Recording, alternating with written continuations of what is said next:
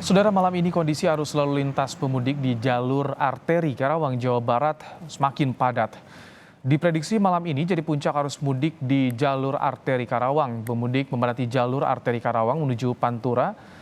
Pada Sabtu malam, kepadatan didominasi para pemudik dengan sepeda motor. Polisi menyebut jumlah kendaraan yang melintasi jalur Pantura malam hari ini naik 2 kali lipat dibandingkan dengan hari kemarin. Saudara, bagaimana pihak Jasa Marga mengantisipasi kepadatan lalu lintas yang terjadi di ruas jalan tol? Saat ini kami sudah bersama dengan Corporate Communication and Community Development Group Head Jasa Marga, Dwi Mawan Heru. Selamat malam, Pak Dwi. Selamat malam, Mas Ibrahim. Pak Dwi, Selamat kalau malam Kompas TV. baik, Pak Dwi, tadi pantauan tim lapangan Kompas TV sudah mulai menurun volume kendaraan yang melintasi sejak di tol Jakarta Cikampek. Kalau dari Jasa Marga, titik mana saja yang malam ini terjadi atau rawan kemacetan, Pak Dwi? Ya, untuk Jakarta Cikampek, secara umum sudah bisa dilihat bahwa kondisinya relatif lebih lancar, ya, dan beberapa titik yang masih diwaspadai tentu di sekitar 48 ya, itu merging meskipun di atas, sementara layang MBZ lagi ditutup.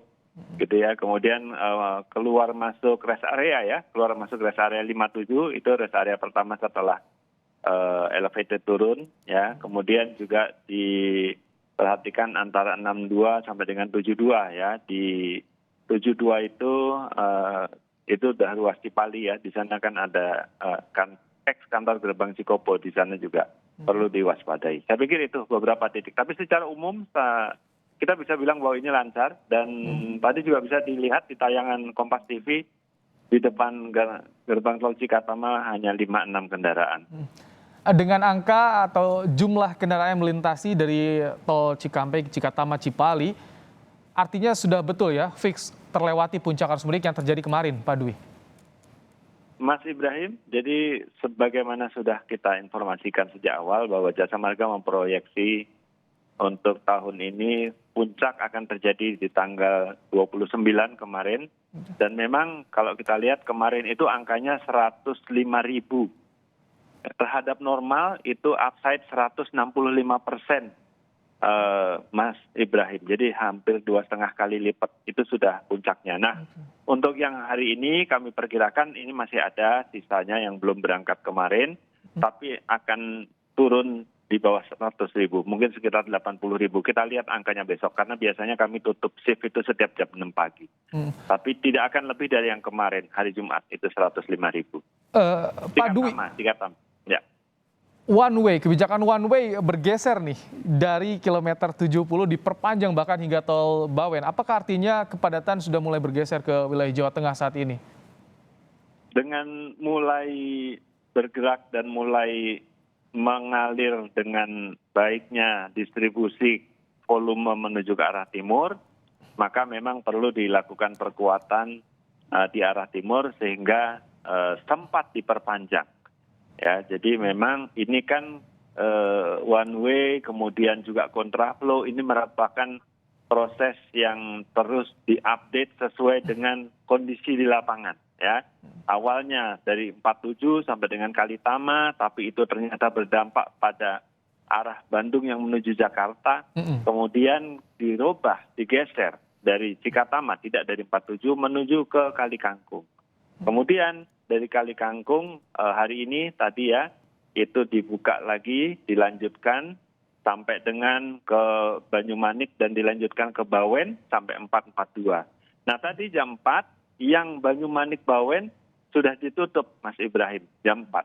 Dan jam 8 ini baru saja yang dari Kali Kangkung Banyumanik itu juga sudah ditutup. Jadi sekarang hanya menyisakan dari Cikatama sampai dengan Kali Kangkung.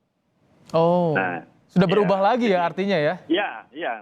Jadi memang ini sangat dinamis sekali karena sesuai dengan situasional lapangan. Maka memang kami menghimbau kepada pengguna jalan untuk selalu mengupdate kondisi-kondisi lalu lintas di jalur yang akan dilalui. Nah, ini banyak nih channel untuk mengupdate ya, bisa mengikuti media sosial kami, bisa menginstall aplikasi kami Travoy, bisa kontak call center kami 24 jam di 14080. Nah ini kayaknya perlu dilakukan oleh pengguna jalan supaya update dengan kondisi-kondisi yang terbaru. Pak Dwi, Karena ya one way bergeser dari kilometer 70 Cikatama. Kalau dilihat volume kendaraan yang mengarah ke Jakarta masih tinggi, terutama dari wilayah Bandung, Jawa Barat. ya, jadi seperti saya sampaikan kemarin pada saat awal one way, kemudian kontraflow dan sebagainya, saya tegaskan dulu bahwa ini merupakan diskresi dari kepolisian, tapi ini adalah merupakan rekayasa lalin yang mengantisipasi atau menjawab terhadap kebutuhan akibat tingginya peningkatan volume lalu lintas di tahun ini.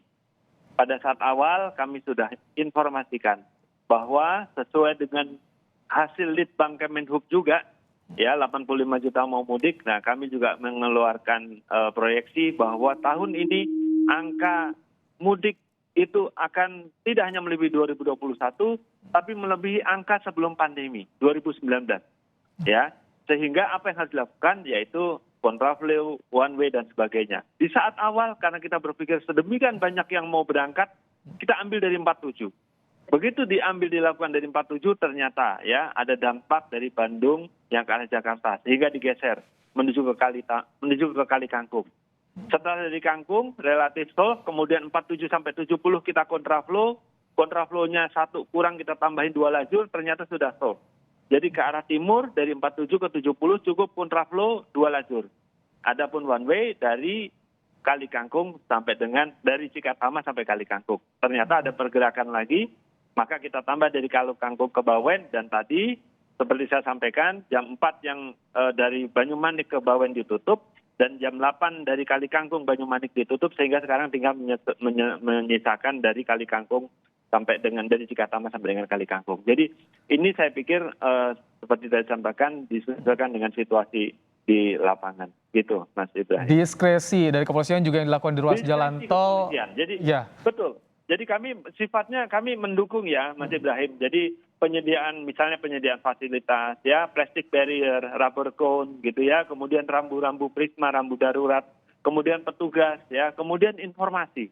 Kami mendukung diskresi kepolisian ini dengan memberikan informasi.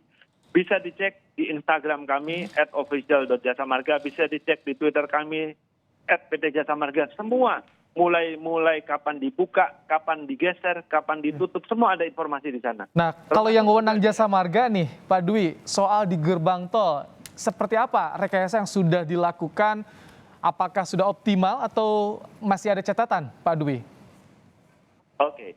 Nah, gerbang tol sejak awal kami memprediksi memang dengan tingginya tingkat volume lalu lintas tahun ini akan menambah tingkat kepadatan di gerbang tol. Maka kami menghitung, selain kami menghitung tadi VC ratio atau vehicle per capacity ratio, jadi rasio atau perbandingan antara volume yang datang dengan kapasitas jalan yang kami miliki, kami juga hitung di gerbang. Berapa volume yang datang dan berapa kapasitas yang kita miliki. Kita hitung terhadap semua gerbang tol barrier kita yang ada. Ya, mulai dari gerbang tol Cikatama, gerbang tol Kali Kangkung, gerbang tol Banyumanik, kemudian ke timur, gerbang tol Warugunung, gerbang tol Kejapanan, kita hitung berapa kapasitas yang kita miliki, berapa gardu yang kita miliki. Dan kami optimalkan, pertama, semua gardu 100% open. Kita pastikan, semua gardu 100% dibuka. Kemudian kita tambah lagi, kami nyebutnya gardu OAB, Oblique Approach Booth. Mungkin pengguna jalan lebih memahami ini sebagai gardu-gardu miring ya. Kalau di di Cikatama maksud kami, kemudian di Kali Kangkung itu ada. Nah itu kalau normal itu tidak dioperasikan. Sekarang kita operasikan itu. Ya, kemudian kami tambah lagi mobile reader. Kami tambah lagi petugas untuk melakukan tapping di antrian ya. Jadi kami berikan gambaran. Kalau di normal kita hanya bicara 15 gardu.